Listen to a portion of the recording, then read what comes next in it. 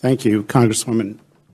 The reason this is even an issue is that it's embarrassing we funded the lab. If we had not funded the lab, 100% of Americans would say this is obvious, this is a no-brainer.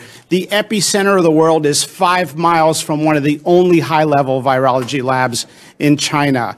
The doctors initially were arrested and forced to sign non-disclosure gag documents. The lab reports have been destroyed. They've not been turned over. The sequences reported from the lab to the NIH database were deleted by a request from Chinese scientists that called over early on and said, delete those sequences we put in the database. And 2 leading virologists, maybe the 2 top virologists in the United States, Dr. Michael Farzan from Scripps and Dr. Robert Gary from Tulane, told Dr. Fauci on his emergency call in January of 2020, when he was scrambling soon after learning that the NIH was funding the lab, they both said that it was likely from the lab.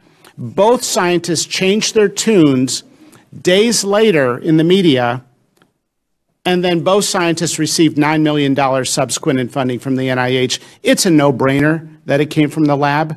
I mean, at this point, it's impossible to acquire any more information, and if you did, it would only be affirmative.